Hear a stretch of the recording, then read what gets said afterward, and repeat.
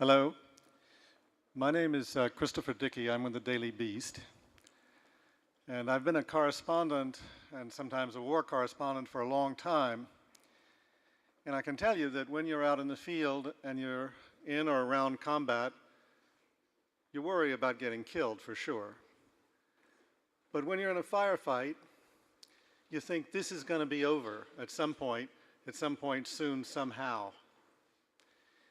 And if you're a reporter especially, and this is, I think, maybe more particular to correspondents than it is to even to soldiers, your greatest fear is that you'll get kidnapped, because that doesn't end.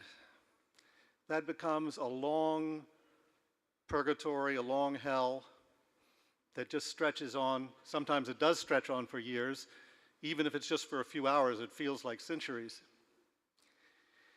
We're going to, today, to talk to a man who was kidnapped in Syria for 81 days, about what his experiences were like. And I'm sure that as you listen to him, you'll be asking yourself, why do you do this? And the answer, as I think you'll hear from him and you'll see from his work,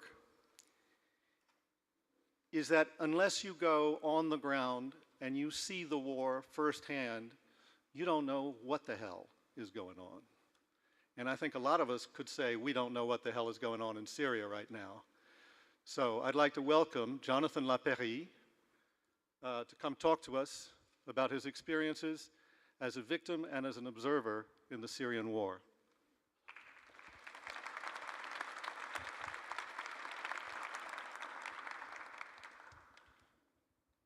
So, Jonathan, you're 34 years old and you've been covering wars for a decade at least. About 10 years, yes. And you've been in the Caucasus, you've been in the Middle East, you've been in Africa, you've been in Syria, I think, twice before? 3 times in total. What happened that third time? Basically, I had about 10 days. I was in Paris working and I had about 10 days extra, so I decided to cover the war for the third time in Syria. But instead of going through Turkey, which was the main channel for Western journalists to go inside to cover the fighting with the rebels, I went through Lebanon, through the northern Bekaa Valley, and then I crossed over in a town called Yabrut, which is about an hour and a half north of Damascus. And there I linked up with the rebels and I started covering the fighting and the shelling. And then what happened? How did you actually get kidnapped? Basically, I was working for about a week and I told my fixers to bring me south to near Zabadani, Rankus, which is about 20 or 30 miles north of Damascus. And the fighting there is very intense, very hotly contested. And so I went there. We took a pickup truck. It was me, my fixer, and we linked up with a small military unit, Katiba, in the area, and they had a trap set up for me. I was basically tricked into it, and we took the car. We moved further south on a small road, and there was a checkpoint. What was that first moment like? I mean, I think I read that there was a moment when you literally thought you were dead.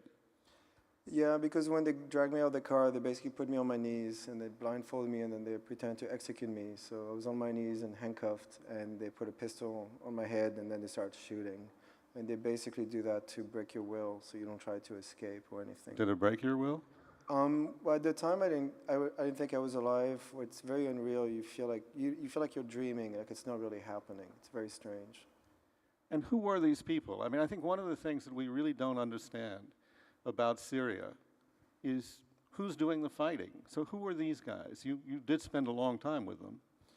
Yeah, basically they're local guys who are operating north of Damascus. They're a pretty large katiba, maybe a few hundred strong. A katiba is a military unit, a battalion, something like that? Yeah, I mean they call this brigades, but it could be from like 20 men to a few thousand, like Al-Sham katiba, it's a few thousand troops, and they're operating in different parts of the country. So they're basically local guys who picked up arms early in the rebellion. Some of them are deserters from the Assad army and they joined up.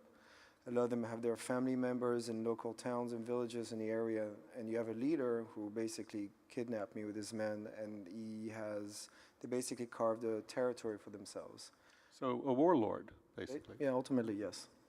So are there a lot of these little warlords warlords around Syria?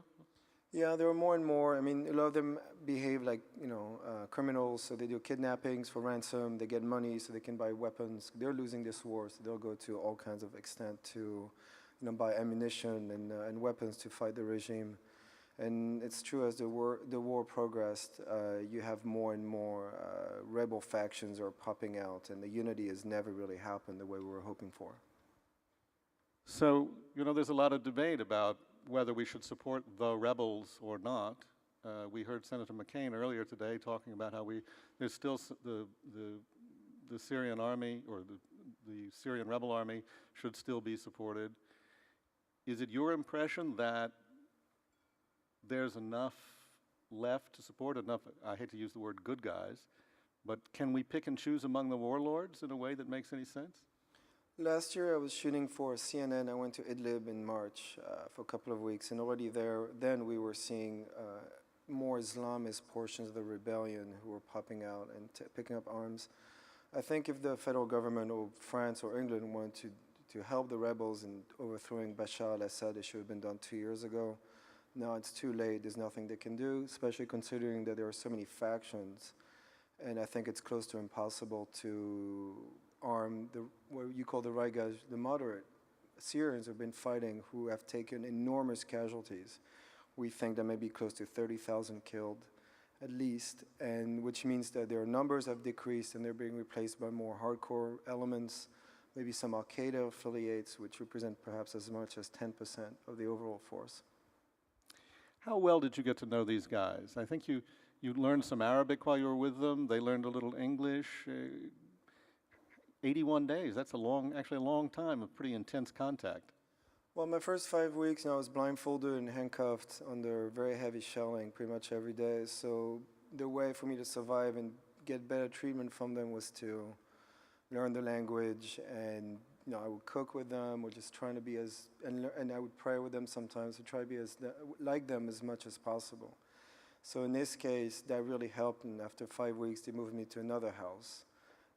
And I was not handcuffed, or no more, my eyes were not blindfolded anymore, so I was able to move around, and they appreciate the fact that ultimately I was trying to become like them. Well, are you sure you didn't become like that? You do have some, what they call Stockholm Syndrome when you come back, oddly, so you do miss them a little bit, but... Have you seen Homeland? I mean, No, I haven't. I've been told there are similarities. But, I don't know if I should watch it. Well, there was one crazy incident with a swimming pool. Is that? Yeah, basically 2 days before, like anything in war, there's always funny moments. Over time, I was a competitive swimmer and water polo player for years, so I told them I could swim well, and they were interested. So next to their headquarters, they had an empty drain swimming pool, and they filled it up. And they basically told me, you have to teach our leader how to swim. So I went to their headquarters, and I was in my underwear, really, and I dove in freezing water, and all the officers were around the pool holding their guns and basically asking me to swim for them. I was doing laps for about 20 minutes. And then suddenly the leader came in, this little short, stocky guy with his swim trunks, Hawaiian swim trunks, very odd. And... I thought I was dreaming again.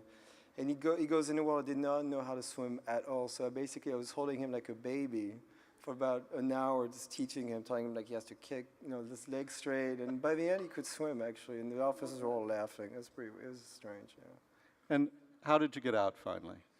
Well, from what I can say, because some of this stuff is still confidential, is there were different channels who were trying to get me out. One was a hardcore Islamist group who would want to buy me for their own purpose, and so I was going to disappear further.